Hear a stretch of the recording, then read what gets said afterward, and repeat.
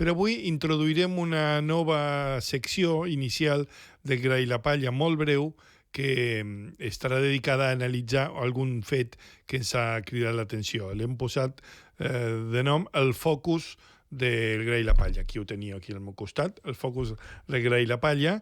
En aquest primer focus parlarem del Brasil, i ara us explicaré per què. El primer tema és aquest. Faig un bísum és una expressió comuna a l'estat espanyol. Els sistemes de transaccions electròniques creixen arreu del món.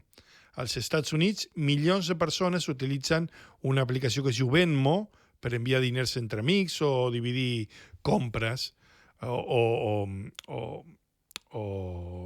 comptes quan surten a sopar, per exemple. No és cap banc, sinó que el propietari de Venmo és PayPal. Aquí a Catalunya, a l'estat espanyol, Bizum és propietat dels bancs espanyols. A Europa, la Unió està treballant per desplegar l'European Payment Initiative, un sistema comú que vol garantir la sobirania digital en els pagaments sense dependre d'entitats americanes com Visa o Mastercard, que són qui domina el tema dels pagaments electrònics arreu del món. Tot molt maco, tot molt modern, però no us ho creureu, aquesta gent es dedica a fer diners amb les nostres transaccions i amb les nostres dades. Benvinguts al capitalisme, amics. Doncs bé, Brasil, i per això el nom del focus d'avui és Brasil, ha triat una cosa diferent, un sistema que és públic i gratuït, i que està tenint un èxit tan rotund que els senyors del monopoli s'han posat nerviosos i han començat a moure fitxa per fer-ho trontollar, diguem-ne. El sistema es diu Pix, i ja ha revolucionat el dia a dia de la població del país més gran de Sud-amèrica. Pix és un sistema digital gratuït i universal, una mena de Venmo o de Bizum, que permet pagar al moment amb un compte bancari i un identificador, com ara el número de telèfon o un codi QR, molt semblant al que fem servir aquí. Des que el Banc Central del Brasil el va posar en marxa el 2020, més de 175 milions de persones se l'han fet seu. Avui, Pix concentra gairebé la meitat de les transaccions financeres del país, que és l'economia més gran de Sud-amèrica. La meitat.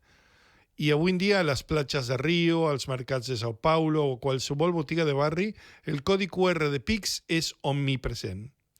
Venedors ambulants ofereixen descomptes si els hi paguis amb Pix. Fins i tot hi ha persones sense sostre que demanen caritat al carrer amb la seva clau de Pix apuntada en un cartró. Abans, moure diners al Brasil era lent i car. Les transferències bancàries tenien comissions elevades i podien trigar dies a processar-se. Amb Pix, això ha canviat. És gratuït, és immediat i és accessible. Gratuït per l'usuari i gratuït pel comerciant. I això ha facilitat la inclusió financera de milions de treballadors informals i famílies amb pocs recursos. El resultat? L'ús d'efectiu ha caigut més d'un 35% en només 4 anys. Aquest èxit, però, ha despertat tensions. L'administració Trump acusa Pix de perjudicar les grans empreses nord-americanes com Visa, Mastercard o Apple Pay. Washington assegura que Brasil obliga a les entitats bancàries a oferir aquest servei gratuït i, a més, restringeix l'ús de dades dels consumidors. Un element que és clau en els models de negoci de Silicon Valley i les entitats bancàries del segle XXI. Com s'atreveixen? Amb l'oncle Sam no s'hi juga.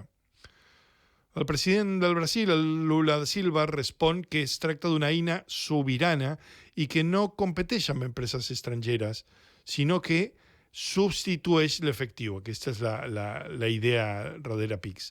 A més, denuncia que es vol convertir un avenç tecnològic en una arma de pressió política i econòmica i que el Brasil no està disposat a tolerar-ho.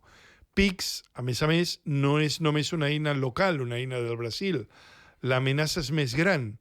Sabeu que Brasil és membre d'un club de països en desenvolupament, els BRICS. I aquest sistema s'ha convertit en un model de referència que Brasil, Rússia, Índia, la Xina, Sud-àfrica estan explorant com traslladar-ho a les seves economies i així reduir la dependència del dòlar. Això als Estats Units, òbviament, genera alarma. Trump ja ha advertit que respondrà amb aranzels i sancions si aquest bloc impulsa una moneda digital alternativa. El que és indiscutible és que PIX ha transformat la manera de pagar al Brasil, malgrat els problemes inicials, com els anomenats segrestos PIX, que a l'inici te segrestaven i te buidaven el compte, i han posat una sèrie de límits a l'ús nocturn i més seguretat, ara el sistema sí que s'ha consolidat. És un element clau del dia a dia de milions i milions de gent al Brasil i ha reduït o eliminat costos per a comerciants i consumidors. Qual és el seu PIX és una expressió ja habitual al Brasil, així com a casa nostra diem et faig un visum. Amb la diferència que amb el visum algú paga, ja sigui amb comissions del comerç o amb les nostres dades. La batalla ja no és només per qui té la millor aplicació de pagaments. És una lluita per la sobirania digital, el control de les nostres dades i el futur dels diners.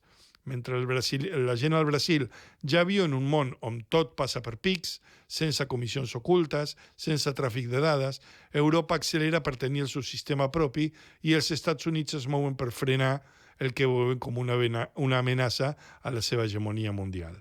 El que és segur és que el Brasil ens mostra el camí. Els diners del futur poden ser immediats, gratuïts i, sobretot, nostres.